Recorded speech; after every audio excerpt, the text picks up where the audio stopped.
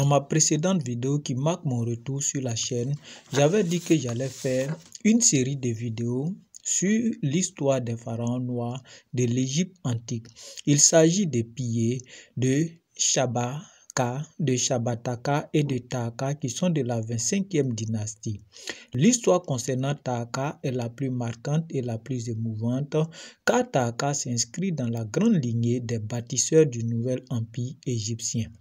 Mais avant de plonger dans l'histoire de Taaka, nous allons voir dans la première vidéo l'histoire des piliers, dans la seconde vidéo celle de Shabaka, dans la troisième vidéo celle de Shabbataka et dans la quatrième vidéo l'histoire concernant Taaka. En 2003, l'égyptologue Charles Bonnet découvre sur le site de Dokigel en Nubie une fosse contenant 7 statues monumentales, dont celle du plus glorieux des pharaons noirs de la 25e dynastie, Taaka. Taaka, écrit l'égyptologue, a un corps de granit noir au grain très fin. Sa chevelure est recouverte d'une calotte ornée de 2 cobras. L'un d'eux est coiffé d'une couronne blanche, l'autre d'une couronne rouge, formant un double nœud sur le sommet de son crâne avant de laisser pendre leur queue jusqu'à sa nuque. Son visage a les traits fins et réguliers, ses lèvres légèrement charnues laissent deviner un sourire. Ses yeux sont fardés, ses sourcils sont épais et rapprochés, son cou est puissant, ses épaules larges et rondes. Un pagne plissé moule ses hanches, ses pieds sont revêtus de sandales décorées d'un scarabée ailé qui tient le disque solaire dans ses pattes avant. Une ceinture entoure sa taille avec ces mots « Le Dieu parfait, Taaka, vivant éternellement ». Lorsque Taaka est couronné roi d'Égypte à Memphis, à quelques kilomètres du Caire actuel, en 690 avant Jésus-Christ, il a déjà derrière lui un passé riche en ancêtres prestigieux, car il est originaire du grand royaume noir de Nubie. La Nubie, pays situé au nord du Soudan actuel, était alors appelé le pays de Couche, mentionné dans la Bible, livre d'Isaïe, chapitre 37, verset 9, et des Rois 2, chapitre 19, verset 9, dont la capitale était Napata. Bien qu'elle soit peu connue du grand public, la civilisation nubienne a toujours rivalisé avec les plus grandes civilisations antiques.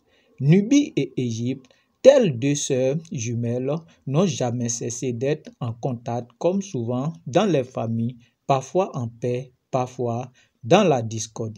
Les Égyptiens ont besoin des métaux de la Nubie, de ses gisements de pierres précieuses, des produits de son bétail et de son génie militaire. Les Nubiens, quant à eux, profitent des biens manufacturés égyptiens. Les deux régions ont donc connu de longues périodes d'échanges, mais aussi de conflits. Bien avant l'existence de Taaka, vers 1560 avant Jésus-Christ, les Égyptiens colonisent la Nubie jusqu'en l'an 1000 avant Jésus-Christ.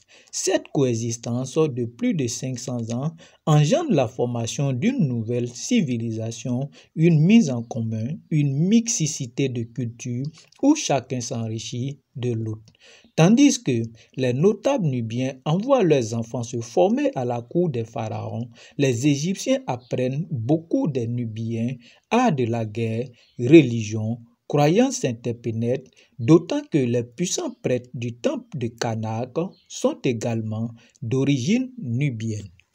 Les Nubiens et les Égyptiens adorent ensemble Amon, dieu de l'air et de la fécondité. Sa statue se dresse dans le grand temple situé au pied de la montagne sacrée du Jebel Barkal en Nubie, dont une aiguille rocheuse s'élance à 74 mètres de hauteur, pareil à un cobra dressé, symbole de la royauté. Suivant l'heure à laquelle on la regarde, elle semble coiffée d'une couronne blanche ou d'une couronne rouge.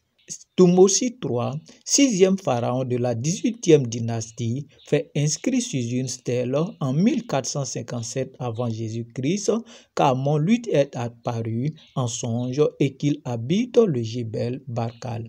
Ainsi, la Nubie et l'Égypte sont-elles les deux moitiés d'un même royaume, le royaume d'Amon, unis dans un passé mythique. Durant des millénaires, l'Égypte traverse période phase étant le déclin. Dans ces périodes contraires, elle s'effrite en myriades de principautés antagonistes et sombre dans la décadence politique et culturelle. Ce sont des circonstances propices aux invasions de ses voisins.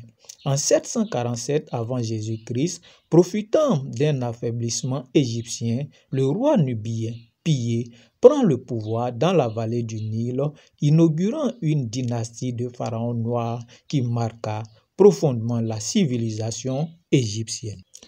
Le roi Pillé conquis Thébès s'empare du grand centre religieux de Memphis.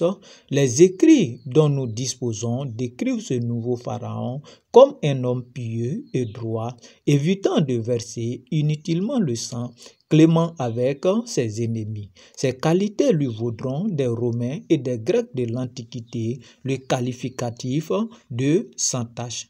Une fois le nord pacifié, il retourne au pays de Couche et s'installe à Napata où il s'éteint en 716 avant Jésus-Christ.